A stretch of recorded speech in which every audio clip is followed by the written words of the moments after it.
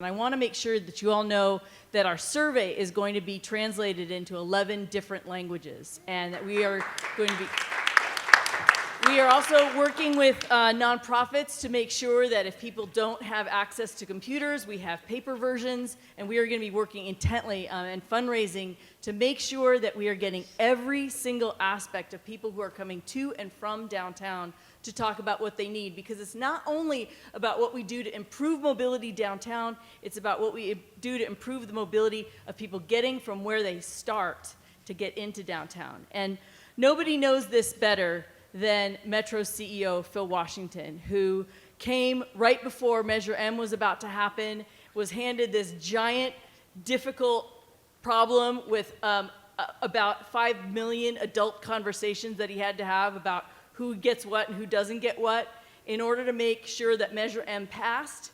And so we are delighted that this gets to be part of a decade of downtown that includes investments that we all voted for, and we're all going to see Metro help deliver. And we're just here so excited to be part of helping deliver those investments too. So with that, Phil Washington.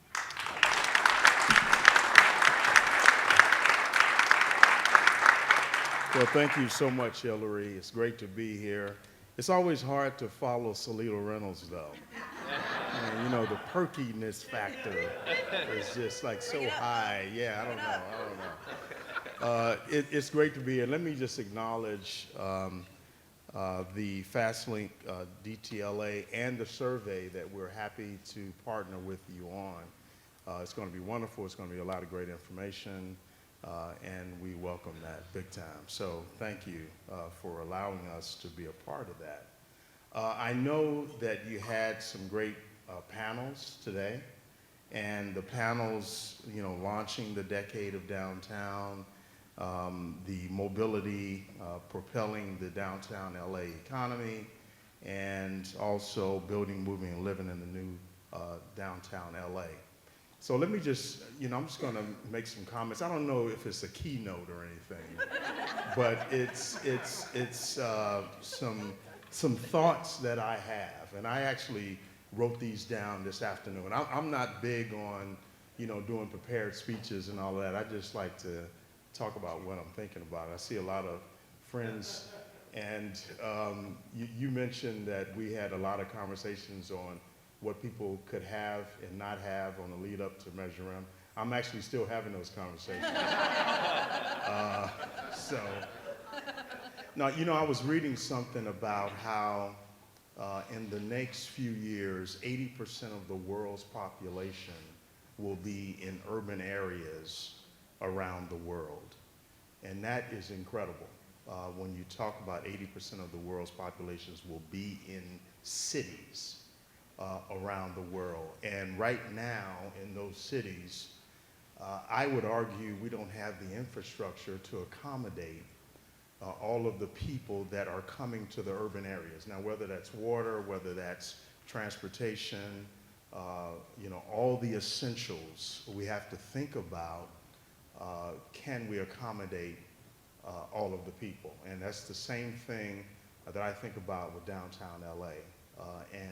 And so the transportation infrastructure that we are building and that we are implementing is very, very crucial here in downtown LA. Our vision being LA Metro is really to provide a world-class transportation system. And I know that is the vision of LADOT as well. And we're well on our way to doing that. We're looking to remove mobility barriers all over the county. We're saying that we will provide access to mobility within a 10-minute walk from your house. That's our Next Gen program. We are saying that we are looking to reduce maximum wait times, regardless of wherever you are in this county. We're saying that we are improving speeds on our system. And we're doing that right now, both with our rail lines, bus-only lanes, all of these things. We are saying that, and we have been so bold to say that we want to implement congestion pricing. And these are things that will make life easier downtown. Now, you know, we are doing our part, and we are actually even stepping into what I call leadership voids in other areas. And people will say, well, Phil, what are you talking about? Well, we're stepping into leadership voids to do more around affordable housing. We're stepping into leadership voids to do more around homelessness. We're stepping into those leadership voids, and all of us as leaders are going to have to step into other voids, not to say no one is doing anything about these things, but it's going to take all of us to make this happen, especially in downtown Los Angeles. The transportation piece and the building that we have going on is unprecedented. It really is unprecedented when you think about it. We've got the largest, Measure M actually is the largest infrastructure program in North America. It's incredible. We are transforming communities. At the same time, we're building all of these investments. We're transforming communities. We're creating jobs. I was talking to a group today of ladies who were ex-offenders, and we're bringing them on as bus operators in our system. And I was talking to that group today of about 15 to 20 people, mostly ladies, and many of them had just got out of jail. And we were talking to them, and they had finished the first, I think, 6 weeks of bus operator training. And these people were so happy. It was incredible. I mean, I walked in there, you could feel the vibe in that room. They were talking about how they had health care now. They were talking about how they are making a living wage for their families. They were talking about the possibility, the distinct and real possibility of moving up in the company. It was incredible. And so this whole idea of not just building infrastructure, but of transforming lives and changing lives is incredible. And infrastructure can do that. Infrastructure is much more than just building a rail line or a bus rapid transit line. It is really changing the lives of people and transforming communities. And so that is what I think about when we think about revitalizing or really reshaping downtown.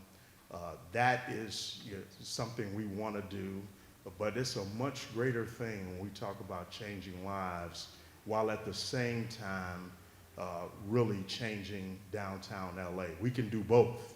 We can do both at the same time, and we're actually doing both at the same time. And I would say that the idea of fast link downtown LA and the idea of the survey, all of these things, we should not think about just limiting that to this region.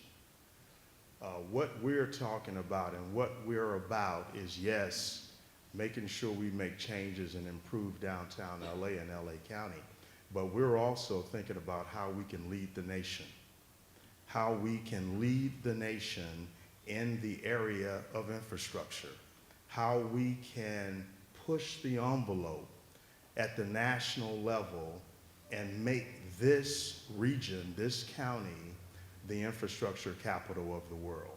And I think we can do that. We've got the largest program. That does not come without challenges, we know. Some of the challenges that we have out there, safety is one. The funding piece, and we talk about Measure M, and that's great that we have the funding, but you know, usually when you get funding, you don't have enough for the people that want more. You know what I mean? It's incredible. And so funding at the national level on infrastructure is still a challenge. It is still a challenge. We need a real long-term transportation reauthorization bill in this country. And we've been talking that. We have been successful in the last 5 years. We have realized $8 billion in federal money, $8 billion. And we just got word that for the Purple Line out west, that we will be executing a $1.3 billion full funding grant agreement.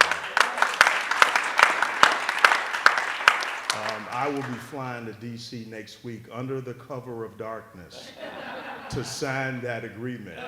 It is in the last 30-day trek through Congress, the required review. And so the March 11th is the last day for that review. So I'm hoping everybody, all the elected officials in California, keep their heads down. You know what I mean? Until we get that $1.3 billion. The last thing I'll talk about is just the leadership, I think, that is going to be required for us to do what we're trying to do in downtown LA, to push these projects through in LA County. Man, it's going to take some real leadership from everybody. I mean, leadership in Greek,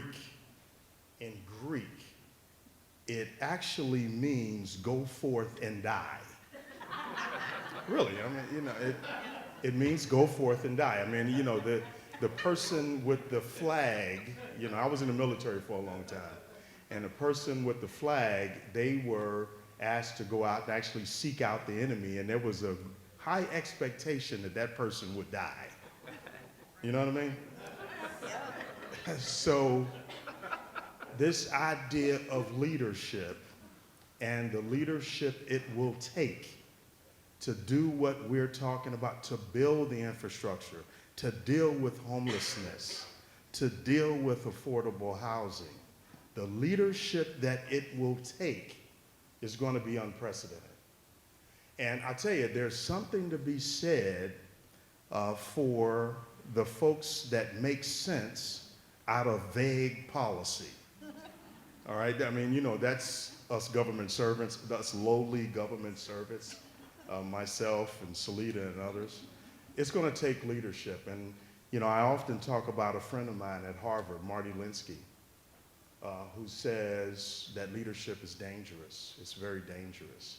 Because the question is, can you lead and make the tough decisions that we have to make and survive long enough to make those and implement those decisions?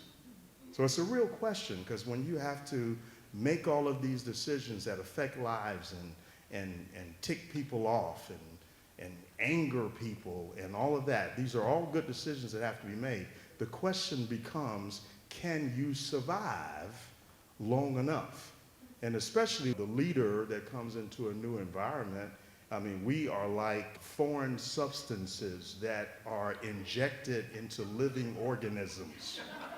We will either change that living organism or it will change us. And so the question is, do we have the ability to lead and make these tough decisions? The survey is going to come out. We're going to get a lot of information. What do we do with it? You know what I mean? Do we move forward and look to implement those? And when we do implement these things, it's bound to piss somebody off. But can we persevere and still make those leadership implementation decisions? So that is, I think, the question that we have to pose to ourselves. And we can actually not be even worried about our jobs. We can't. If we are serious about transforming this region, serious about transforming downtown, serious about transforming infrastructure and doing infrastructure differently in this country as a whole, we can't care about it. About our jobs, I'm talking about. We have to say that we are dedicated to doing it, and that doesn't mean running over everybody and all of that, but we have to have this dogged perseverance, this dogged attitude about making life better and transforming communities. So thank you all for having me here. Thank you to Hillary.